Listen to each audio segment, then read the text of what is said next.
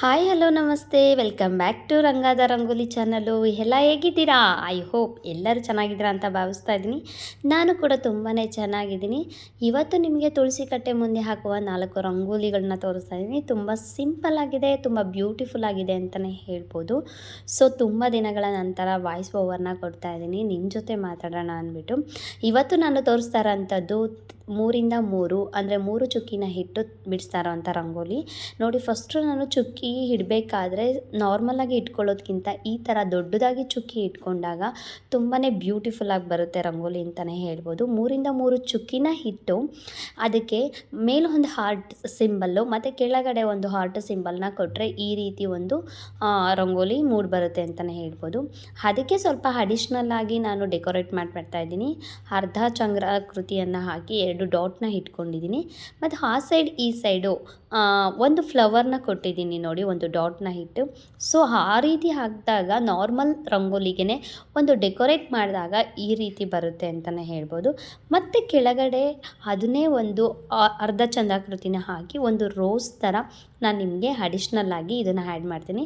ಆವಾಗ ರಂಗೋಲಿ ತುಂಬ ಹೈಲೈಟಾಗಿ ಕಾಣಿಸುತ್ತೆ ಅಂತಲೇ ಹೇಳ್ಬೋದು.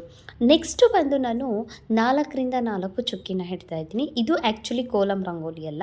ಆಗ ನಾವು ನಾರ್ಮಲಾಗಿ ಚುಕ್ಕಿನ ಇಟ್ಕೊಂಡ್ರೆ ಸಾಕು, ಆದರೆ ಅದನ್ನು ಈಕ್ವಲ್ ಆಗಿ ಇಡಬೇಕು. ಯಾಕಂದರೆ 1ರಿಂದ 1 ಚುಕ್ಕಿನ ಇಡಬೇಕಾದ್ರೆ ಈಕ್ವಲ್ ಇದ್ದರೆ ನಮಗೆ ಬಿಡುವಂತಹ ರಂಗೋಲಿ ಕೂಡ ಈಕ್ವಲ್ ಆಗಿರುತ್ತೆ. ನಾವು ಹೇಗಂದ್ರೆ ಹಾಗೆ ಒಂದು ಚಿಕ್ಕದಾಗಿ ಒಂದು ದೊಡ್ಡದಾಗಿ ಮಾಡಿದಾಗ ನಮಗೆ ರಂಗೋಲಿ ನೀಟಾಗಿ ಬರೋಲ್ಲ. ಸೊ ಚುಕ್ಕಿನ ಇಡಬೇಕಾದ್ರೂ ಕೂಡ ನಾವು ನೀಟಾಗಿ ಡಿಸ್ಟೆನ್ಸ್ ಅಂದರೆ ಒಂದು ಚುಕ್ಕಿಯಿಂದ ಇನ್ನೊಂದು ಚುಕ್ಕಿಗೆ ಎಷ್ಟು ಡಿಸ್ಟೆನ್ಸ್ ಇರುತ್ತೋ ನೆಕ್ಸ್ಟ್ ಅದಕ್ಕೆ ಇರಬೇಕು. ಆಗ ಇದ್ದಾಗ ಮಾತ್ರ ಈಗ ನಾನು ಹಾಕ್ತಾ ಇದ್ದೀನಲ್ಲ ಲೈನು, ಅದು 4 ಮೂಲೆಯಲ್ಲೂ ಕೂಡ ಒಂದೇ ಒಂದು ಮೆಜರ್ಮೆಂಟ್ ಥರ ಬರುತ್ತೆ ಅಂತಲೇ ಹೇಳ್ಬೋದು. ಒಂದು ಚಿಕ್ಕದಾಗಿ ಒಂದು ದೊಡ್ಡದಾಗಿ ಇಟ್ಟಿದ್ರೆ ಚುಕ್ಕಿ ನೀಟಾಗಿ ಬರೋಲ್ಲ. ಈಗ ನೋಡಿ, ಒಂದು ಸ್ಟಾರ್ ಆಕೃತಿ ಬಂತು ಅಂತಲೇ ಹೇಳ್ಬೋದು. ಸೊ ಚುಕ್ಕಿ ಮೇಲೂ ಕೂಡ ಡಿಪೆಂಡ್ ಆಗುತ್ತೆ. ಅದೇ ರೀತಿ ಅಡಿಷ್ನಲ್ ಆಗಿ ಆ್ಯಡ್ ಮಾಡ್ತಾ ಇದ್ದೀನಿ. 4 ಮೂಲೆಯಲ್ಲೂ ಕೂಡ ಒಂದು ಡಾಟ್ನ ಇಟ್ಟು ನಾನು ಅದಕ್ಕೆ ಒಂದು ಫ್ಲವರ್ ಅನ್ನೋದನ್ನ ಮಾಡ್ತಾಯಿದ್ದೀನಿ, ಫ್ಲವರ್ ಡೆಕೋರೇಟ್ ಮಾಡ್ತಾಯಿದ್ದೀನಿ. ಆವಾಗ ತುಂಬ ಸುಂದರವಾಗಿ ಕಾಣಿಸುತ್ತೆ ಅಂತಲೇ ಹೇಳ್ಬೋದು. ಒಂದು ಡಾಟ್ನ ಇಟ್ಟು 4 ಮೂಲೆಗೆ ಕೊಟ್ಟಾಗ ಈ ರೀತಿ ಕಾಣಿಸುತ್ತೆ. ನೀವು ಬೇಕಾದ್ರೆ ಅದಕ್ಕೆ ಪಿಂಕ್ ಫ್ಲವರ್ಗೆ ಪಿಂಕ್ ಆ್ಯಡ್ ಮಾಡಿ ಮಧ್ಯದಲ್ಲಿ ಎಲ್ಲೋವನ್ನು ಹಾಕಿದ್ರೆ ತುಂಬ ಹೈಲೈಟ್ ಕಾಣುತ್ತೆ. ಮತ್ತು ನಾನು ಶ್ರೀಕಾರವನ್ನು ಹಾಕ್ತಾಯಿದ್ದೀನಿ. ಯಾವುದೇ ಒಂದು ಪೂಜಾ ಸಮಾರಂಭಗಳಲ್ಲಿ ಶ್ರೀಕಾರವನ್ನು ಬರೆಯೋದ್ರಿಂದ ತುಂಬ ಅನುಕೂಲ ಆಗುತ್ತೆ ಅಂತಲೇ ಹೇಳ್ಬೋದು. ನೆಕ್ಸ್ಟು ರಂಗೋಲಿ ಬಂದು 5 to 1. ಸೊ ಇದು ಕೋಲಮ್ ರಂಗೋಲಿ. ಆವಾಗಲೇ ಹೇಳ್ದಂಗೆ ನಾನು ಸ್ವಲ್ಪ ಚುಕ್ಕಿನ ದಪ್ಪ ಇಟ್ಕೊಂಡು ಒಂದು ಫಿಂಗರಿಂದ ಅದನ್ನು ಪ್ರೆಸ್ ಮಾಡಿದಾಗ ಈ ರೀತಿ ದೊಡ್ಡ ಒಂದು ಡಾಟ್ಸ್ ಬರುತ್ತೆ. ಆವಾಗ ರಂಗೋಲಿ ತುಂಬ ಹೈಲೈಟಾಗಿ ಕಾಣಿಸುತ್ತೆ ಅಂತಲೇ ಹೇಳ್ಬೋದು. ಈ ರಂಗೋಲಿನೂ ಕೂಡ ತುಂಬ ಸಿಂಪಲ್ ಆಗಿದೆ. ಪ್ರತಿನಿತ್ಯ ಒಂದೇ ರೀತಿಯ ರಂಗೋಲಿಗಳನ್ನ ಹಾಕೋಕ್ಕೆ ಬೋರ್ ಆಗೋದ್ರಿಂದ ಮತ್ತು ಅದು ನಮಗೂ ಚೆನ್ನಾಗಿ ಕಾಣಿಸಲ್ಲ. ಆವಾಗ ಈ ರೀತಿ ರಂಗೋಲಿಗಳನ್ನ ತುಂಬ ಸಿಂಪಲ್ಲಾಗಿ ಈಸಿಯಾಗಿ ಕ್ವಿಕ್ಕಾಗಿ ಹಾಕುವಂಥ ರಂಗೋಲಿಗಳನ್ನ ನಾನು ತುಳಸಿ ಕಟ್ಟೆ ಮುಂದೆ ತೋರಿಸ್ತಾ ಇದ್ದೀನಿ.